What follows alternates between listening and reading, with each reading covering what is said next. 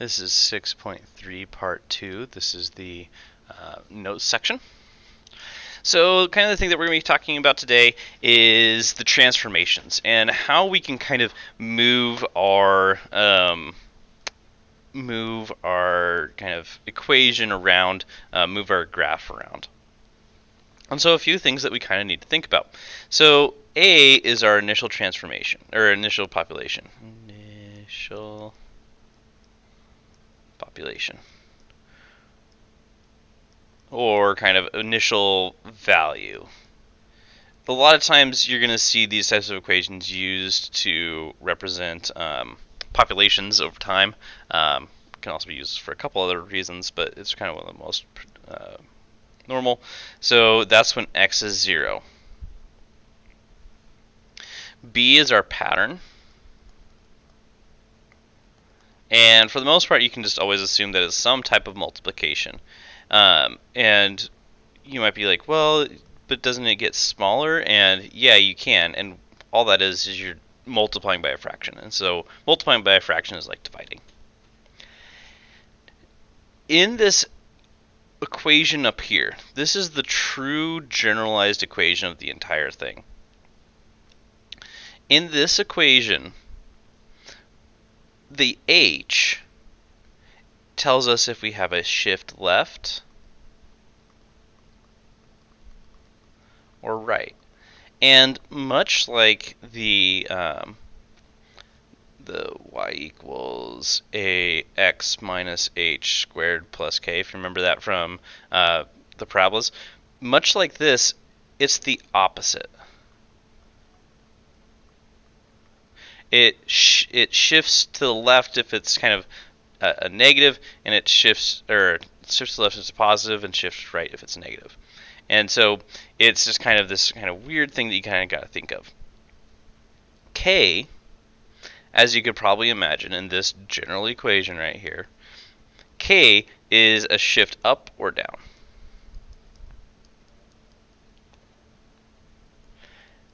And much like the K in the other one, it's kind of normal.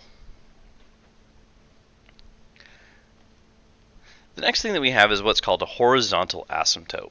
And horizontal asymptotes are kind of really very interesting, because what this is talking about is it's talking about there's a place that the line can't cross. It's going to get infinitesimally close to it, but it'll never actually cross it.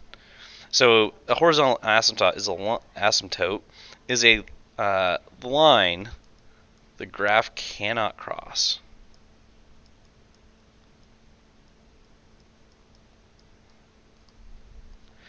And this is going to be y equals x. Because y equals gives us a horizontal line, and I think I said x, k. And that horizontal asymptote always exists somewhere. For the ones that we've already been doing, the horizontal asymptote has been located at y equals 0. Okay. Write an equation of the function described. A translation that shifts left 3 and up 2. And so kind of the big things to look at is, okay, we got this left 3 and we got this up 2, and I need to use this. And so this winds up being f of x equals 2.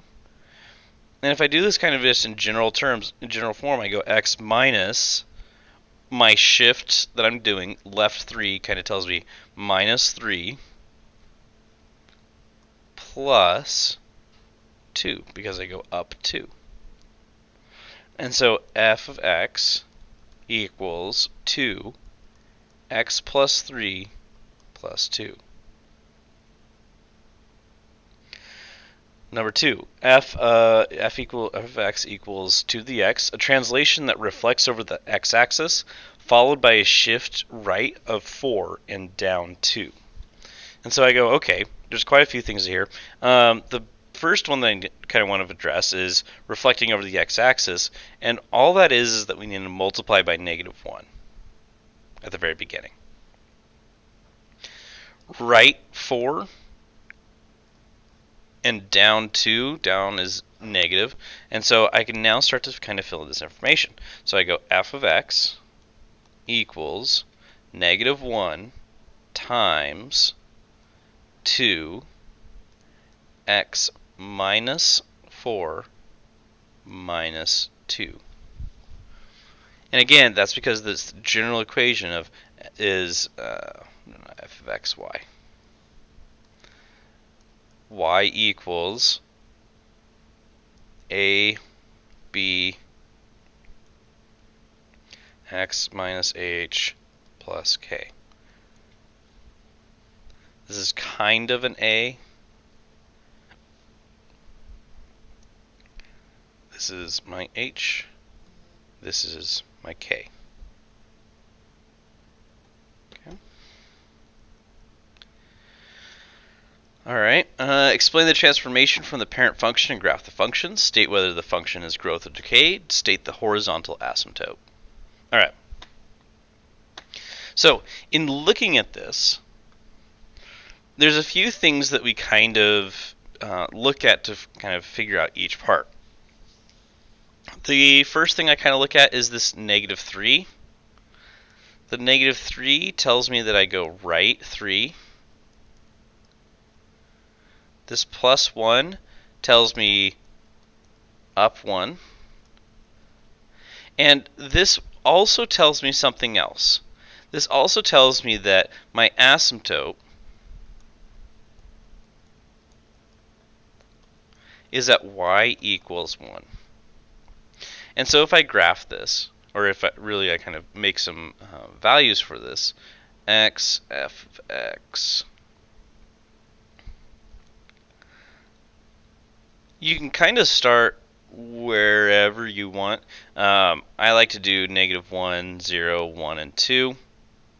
If I do 0, oh, actually, no, I don't want to use that for this one. And the reason why, I was just about to do that. The reason why I don't want to do that is because of this x minus 3. With that x minus 3, that's kind of that center point that you want to start at. So I want to start with 3. It's going to make my life a lot easier. I was going to deal with like negative numbers. So I'll do 3, 4, and 2. And I might do another one if I don't feel like I kind of understand what the graph looks like. So if I do 3, 2, 3 minus 3 plus 1, that's 0. 2 to the 0 is 1, plus 1 is 2. Okay. 4 minus 3 is 1, so 2 to the first is 2, plus 1 is 3. 2 is to the negative 1, it's 1/2, so 1.5. Alright, so at 3, 1, 2, 3, I'm up at 2, 1, 2. At 4, I'm at 3.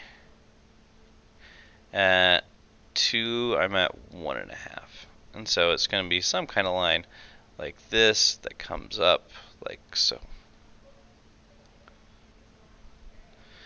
Alright. Number 2, f of x equals 1/2 x plus 1 minus 4.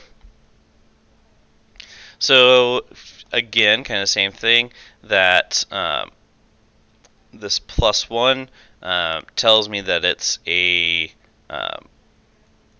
left 1. The minus 4 tells me that I'm negative 4 tells me that I'm down 4. And that my asymptote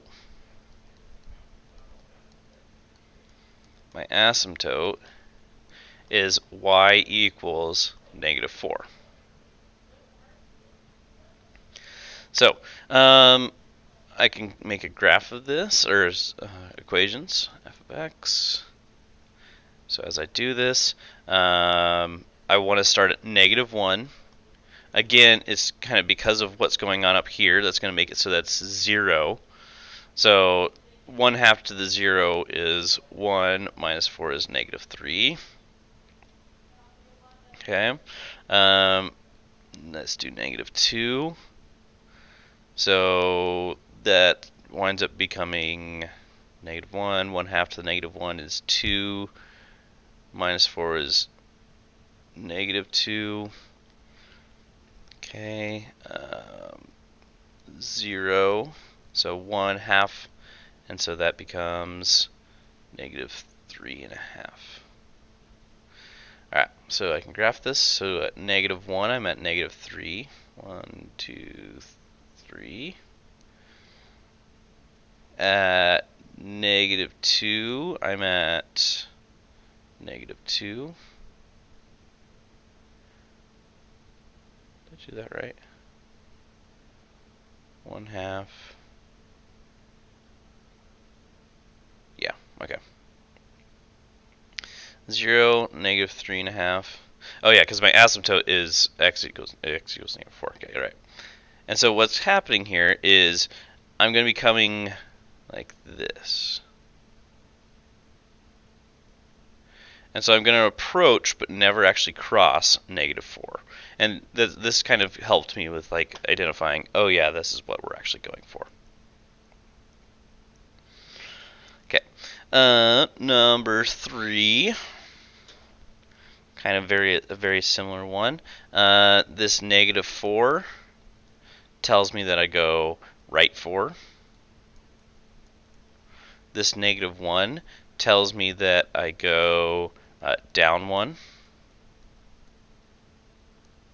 It also tells me that my asymptote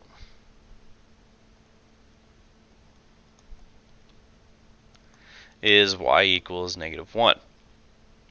Now, something that you can do, and might have been helpful for me in last class, or the last example, is you can actually draw out and kind of sketch out that horizontal asymptote.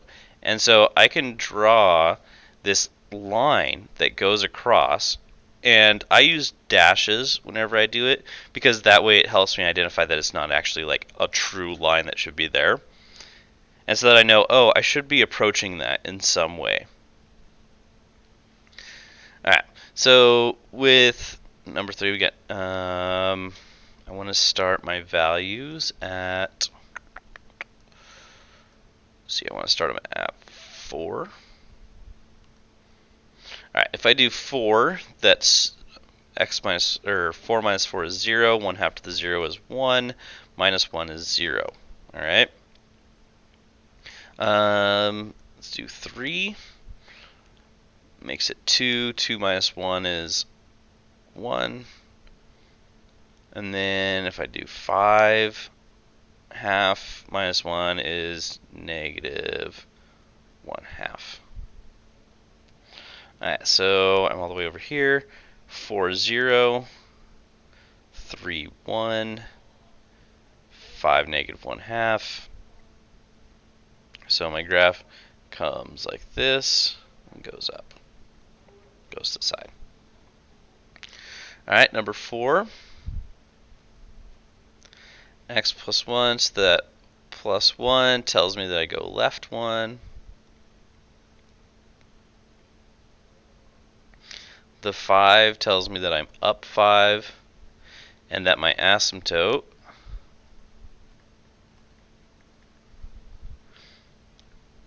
is y equals 5. And so I can draw that in there. 1, 2, 3, 4, it's the line above. Okay.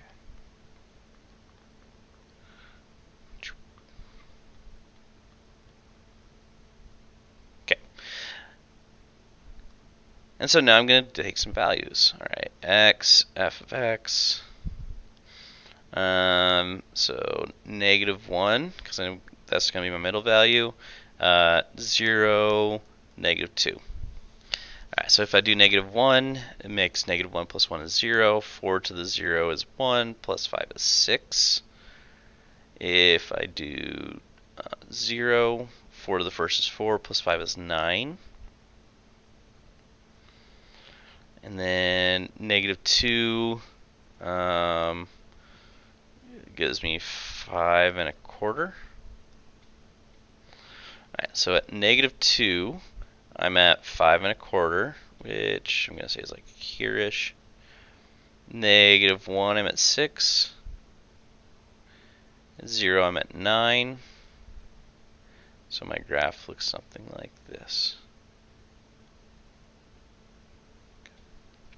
One thing I didn't do is talk about decay, growth and decay.